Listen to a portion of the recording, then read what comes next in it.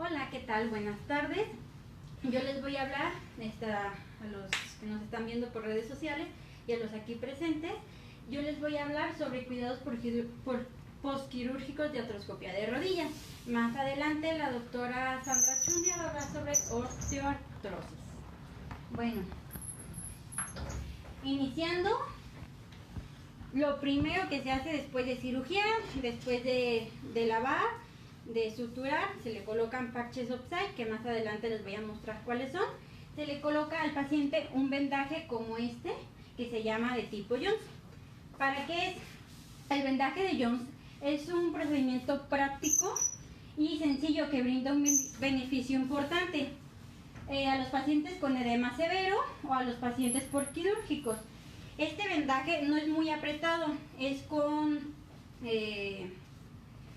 con algodón pristado y con vendas. Es dependiendo del hospital, qué es lo que tenga. Lo más sencillo o lo más económico es el algodón pristado más las vendas. Ok, también del lado contrario del vendaje tipo Jones, aquí en Centro de Ortopedia se le coloca al paciente media compresiva corta o a la rodilla. ¿Para qué? Para mejorar la circulación de las piernas. Las medias de compresión aprietan suavemente las piernas para prevenir la estasis venosa.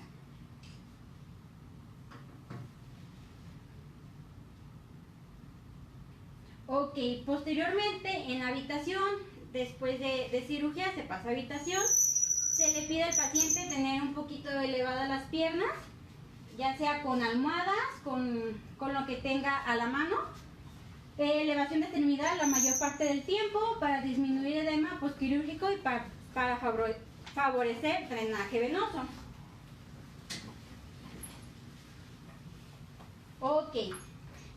Posterior, el segundo día se le quita el vendaje tipo Jones y se le va a hacer asepsia.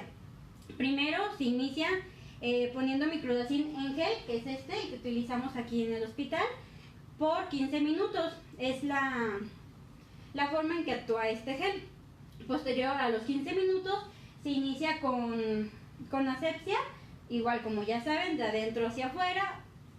Después se le coloca Cabilón para proteger su piel. Después, como les comentaba, los parches Opsai.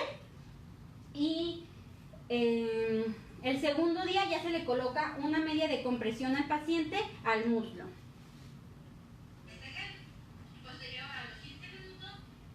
Bueno, desde el segundo día se inician los ejercicios para fortalecimiento de sus músculos. Primero vamos a iniciar con elevación de pierna. Igual aquí yo les puse una imagen de un atleta haciendo como abdominales, no es así, pero es la simulación, ¿no? Les cuesta un poquito a levantar la pierna al segundo día por miedo y porque, pues no sé, pero les pesa. Y no es como el ejercicio, ahí sí tienen que bajar, durar unos 2 segundos arriba y bajar lentamente. Después se les indica flexión y extensión de acuerdo a tolerancia del paciente. Se le coloca una almohada en esta parte, en el tobillo, y se le indica que doble poquito, que doble unos 20 grados y se extienda lo más que pueda con fuerza. Igual, después extensión de rodilla. De la misma posición con la almohada, lo más que pueda empujar hacia atrás, que se sienta que está fuerte el cuádriceps. Se enseña a bañar al paciente y se le indica que tiene que ser sentado para mayor comodidad y para gravedad de que no se moje su herida. Una silla como las que venden en Walmart, que no se despanchurran, se hacen así grandes. Con el agua tiene que ser una fuerte que no se vaya a caer el paciente. Ok, este del baño es como práctico y cómodo para ellos, para que no se mojen, para que no se caigan y estén cómodos y se puedan bañar completos.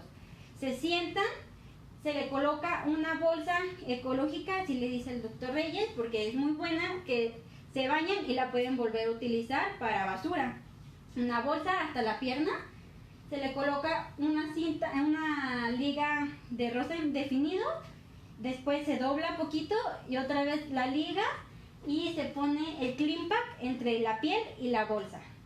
Una paciente nos recomendó que aparte del Cleanpack, para que no se moje, se coloca una toalla.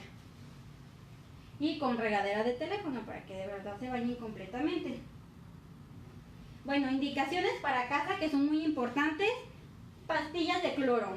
¿Qué quiero decir con esto? Poner pastillas de cloro al aljibe y hasta que perciban un olor de cloro, como en las albercas, que ya no tenga tantos microbios, sería lo indicado.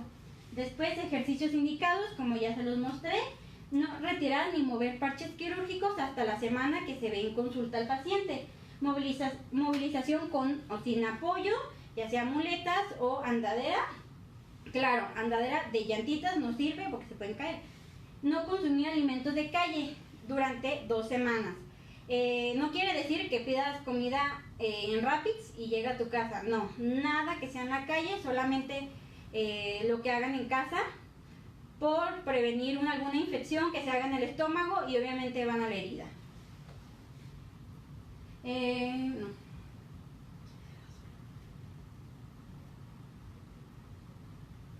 A la semana se le retiran los parches oftálmicos y para que ya se puedan, se vuelve a hacer curación, para que ya se puedan bañar cómodamente sin la bolsa y todo eso, se le coloca el Opsai en tipo spray que hace como una capita de resistol. Se ve así oscurito como la costra, no es la costra, es el spray.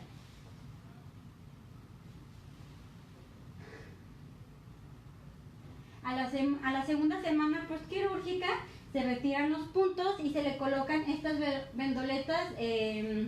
Antes que nada se le vuelve a hacer curación, el microdacin durante 15 minutos. Esto lo hacemos para que afloje los puntos y no les duela tanto a los pacientes. Y también para limpieza. Se le ponen vendoletas de forma estéril que se llaman Steristrip. Y sería todo. ¿Alguna duda?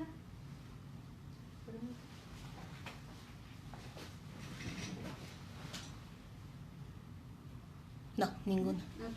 Ahora a continuación sigue la doctora Sandra.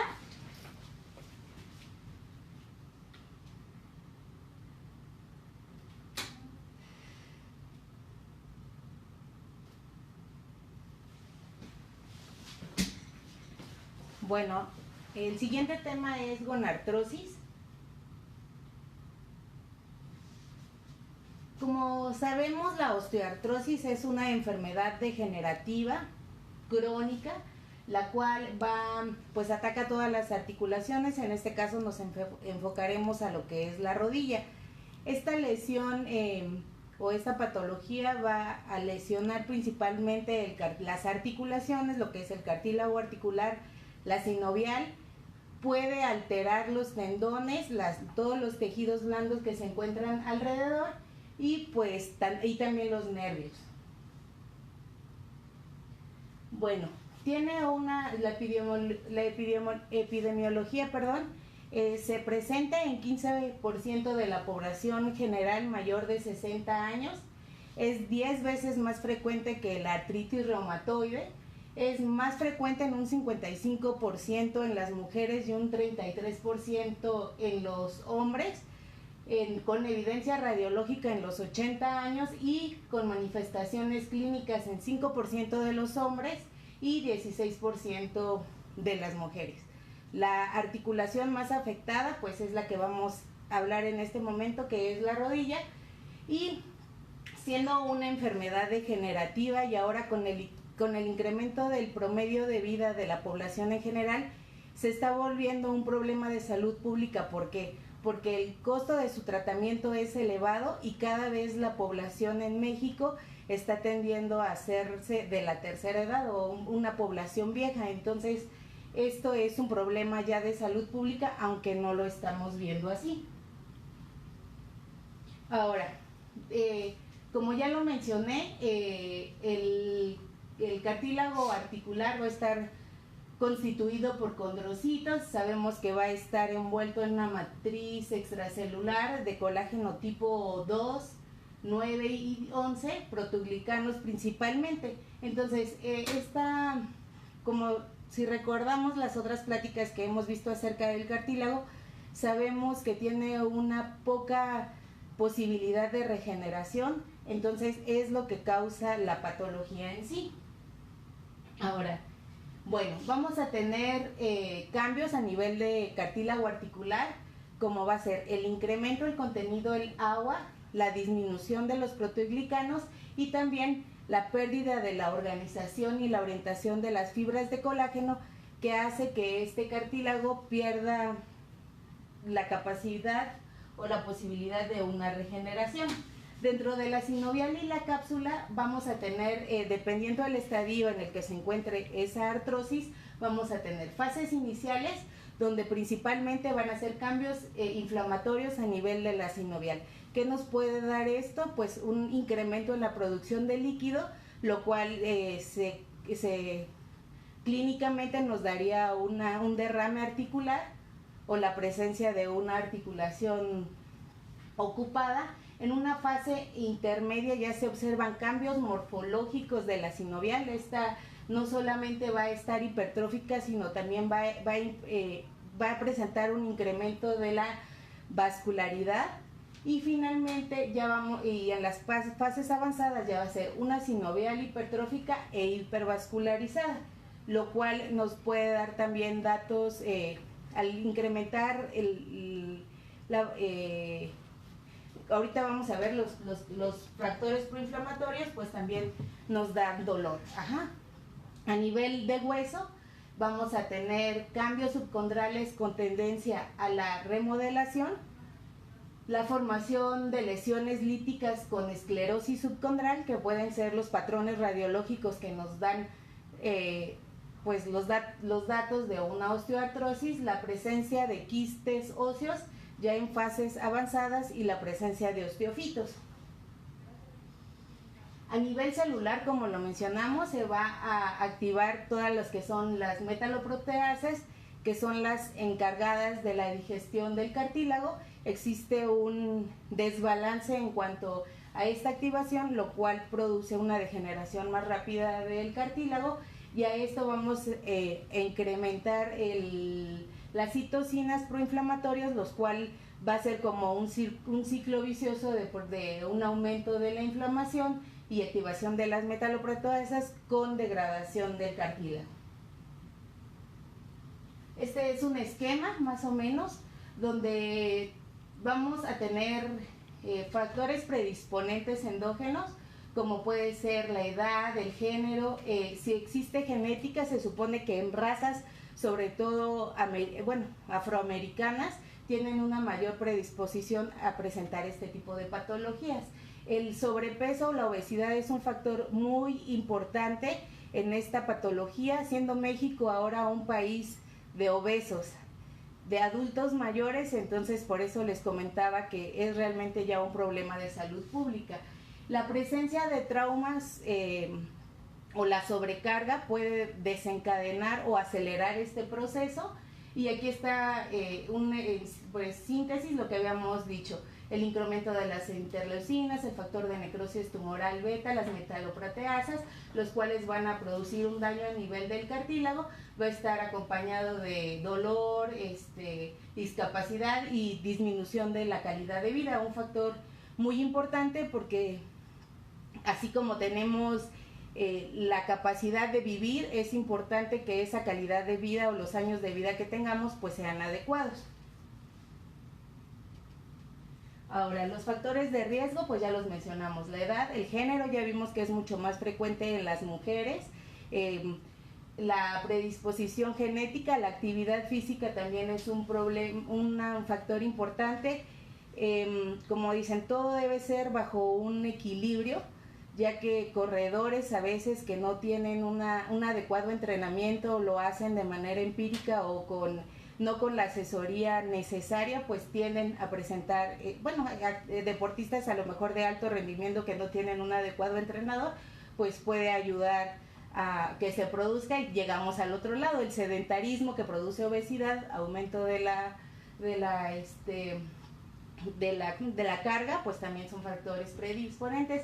El tono muscular es importante, en cuanto a la estabilidad ósea que te puede brindar, laxitud ligamentaria es un factor predisponente. La alineación articular es importante porque sabemos que cuando existe una desalineación de los ejes de carga, pues existe una sobrecarga hacia donde se dirija, ya sea en vara o en valgo, y esto va a acelerar el proceso, y las lesiones como pueden ser fracturas o microtrauma que pueden producir el desarrollo. Las manifestaciones clínicas, pues ya todos lo saben, es dolor, rigidez de predominio posterior al reposo. Los pacientes, la típica dato clínico que te dicen es: estoy sentado y para poderme parar tengo que como que calentar motores para poder realizar mis actividades. La incapacidad funcional, la crepitación y la deformidad asimétrica. Normalmente tienen una rodilla más afectada que la otra, porque al tratar de disminuir la carga, pues sobrecargan la otra y puede existir esta deformidad. Ajá. La valoración clínica, bueno, pues podemos dividirlo así: una escala verbal para saber, porque a veces nosotros a lo mejor no nos explicamos lo suficientemente con el paciente como para poder determinar cuánto lo limita. Entonces lo podemos decir en niveles: sin dolor, un dolor suave, moderado, mucho o insoportable. Podría ser esta escala, o en la escala de EVA, bueno, visual análoga, perdón. Y en cuanto a la limitación de sus actividades, sin limitación funcional, cuando empiezan a presentar limitaciones sociales o de actividades recreativas, cuando ya pueden realizar, hacen esto pero con dificultad a las tareas de autocuidado, y simplemente cuando están limitados en todas sus actividades.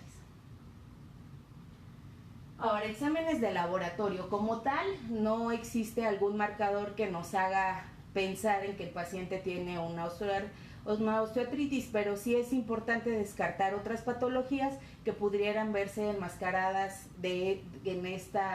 pensando nosotros en una osteoartritis y siendo la realidad otra.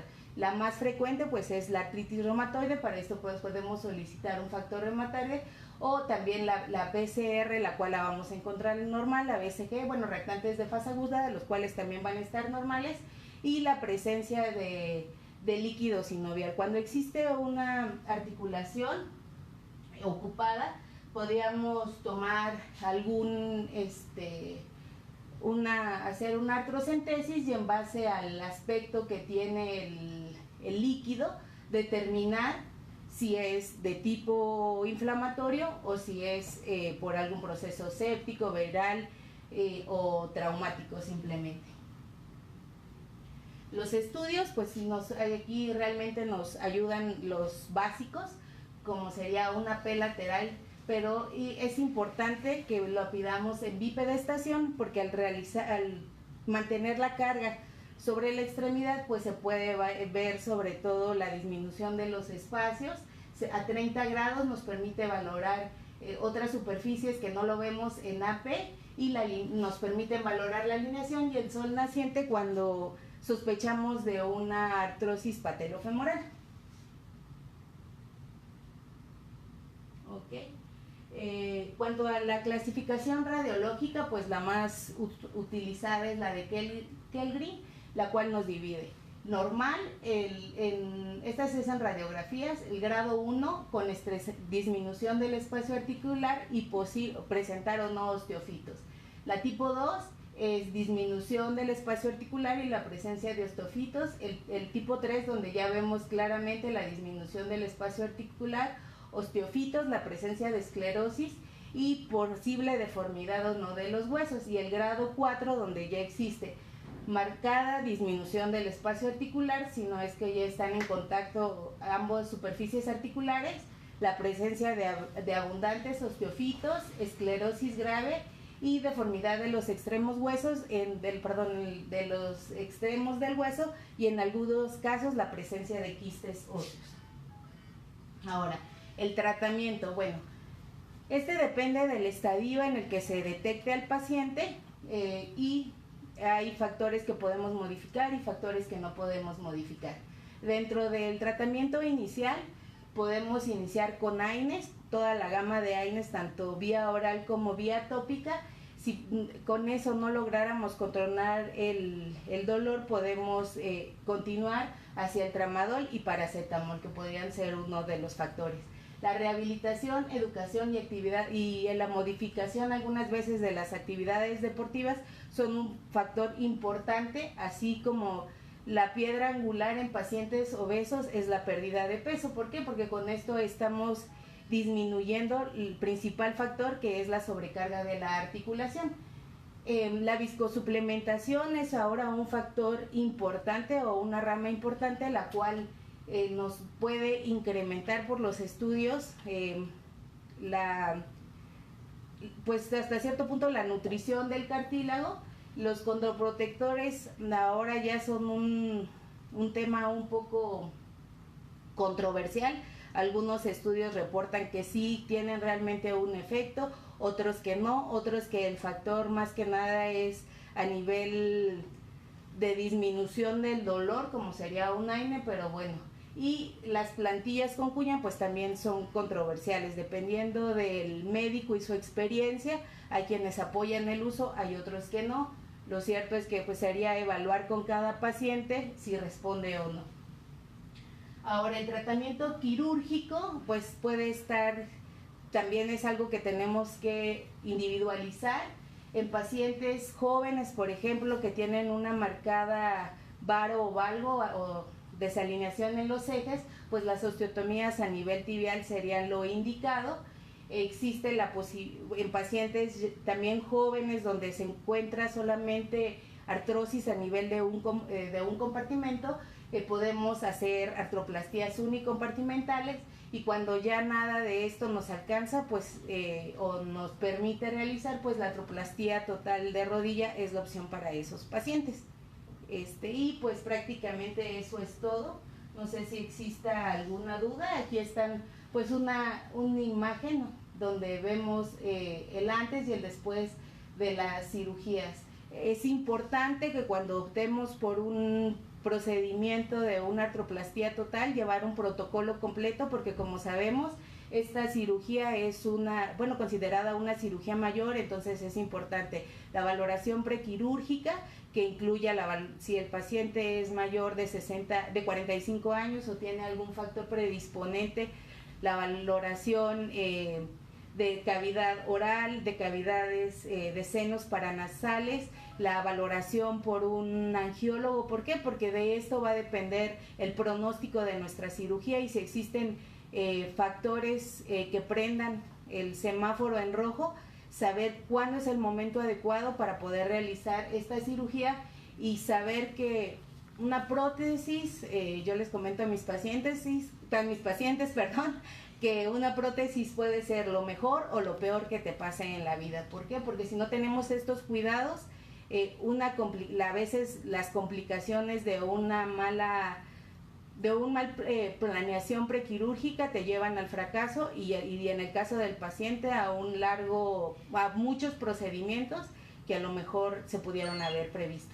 Bueno. Si nadie, no sé si existan preguntas a nivel de la red. Entonces, como no hay nada, pues eso sería todo, y nos vemos la siguiente clase.